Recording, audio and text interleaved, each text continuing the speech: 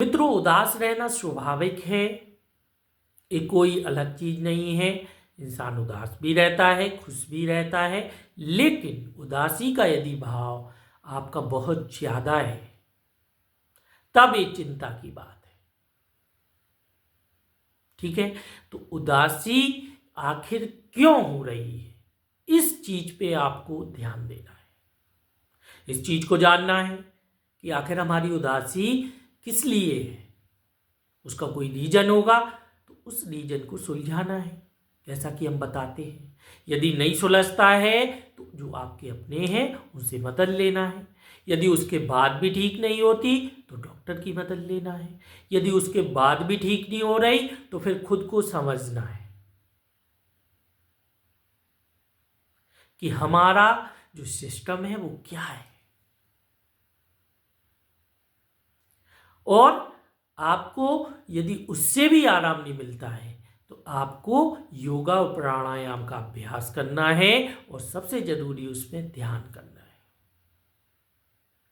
क्योंकि यहाँ पे हर चीज का हल है। जो चीज किसी से ठीक नहीं होती वो योगा या प्राणायाम से ठीक हो जाती है। आप करके देखना योगा प्राणायाम, आप बहुत परिवर्तन पाएंगे अपने में।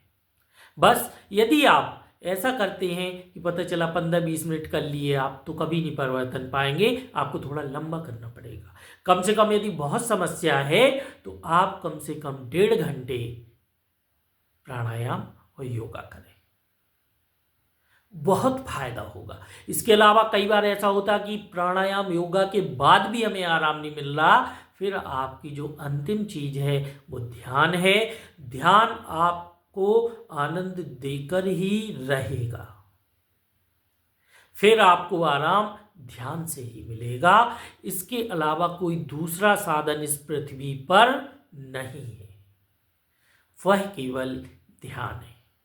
हाँ, ध्यान आप किस तरीके से करते हैं ये भी अलग अलग चीजें हैं। हो सकता आप कुछ नहीं, अपने पंखे को देख के, रात को लेटे पंखे को ही देख के ध्यान करें, रात को सोते समय ध्यान करें। आप एक दीपक जला के उसको देखें, ऐसे ध्यान करें। आप अपनी सांसों को देखें, ऐसे ध्यान करें।